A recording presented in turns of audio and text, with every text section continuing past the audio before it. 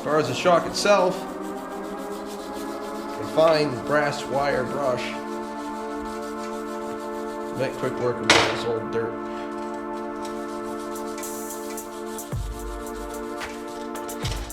I guess that bearing needs to be replaced too.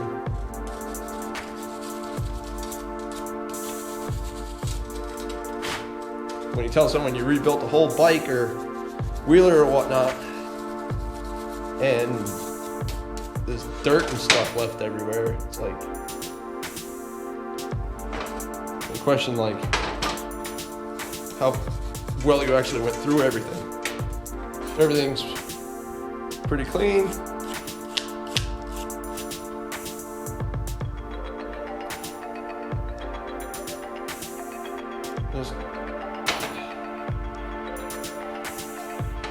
And it looks a lot better.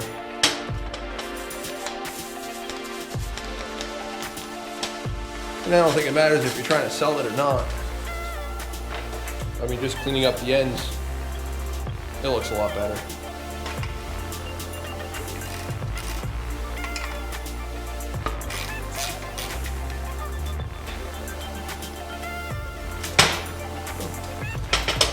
There's another bolt.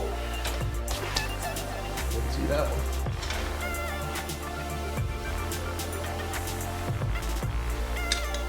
It doesn't have no nut either.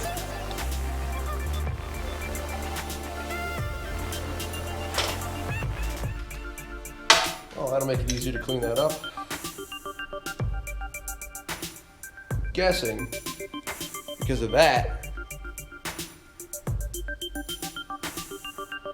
I need a new one of these.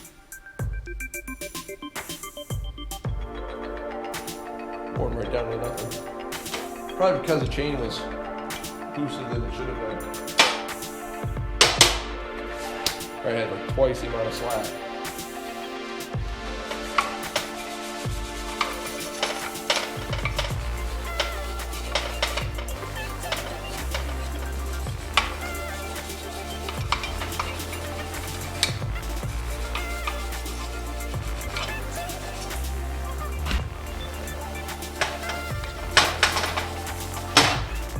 Hoping that washer that's floating around the inside is magnetic.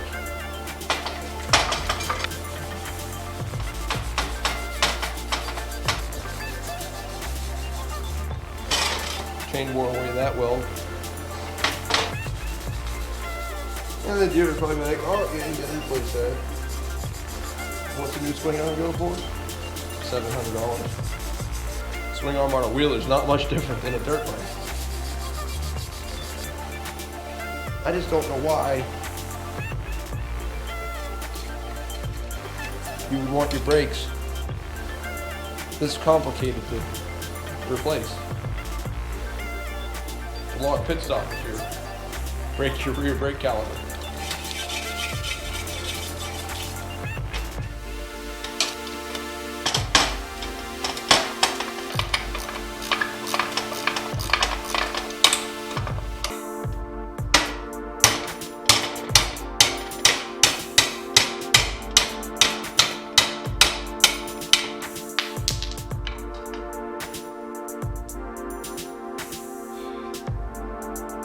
For the damage on this piece, I'm going to clean it and weld it. Hopefully I get it smooth enough where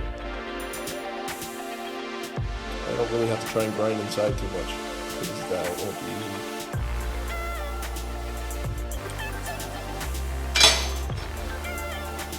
But this thing's toast.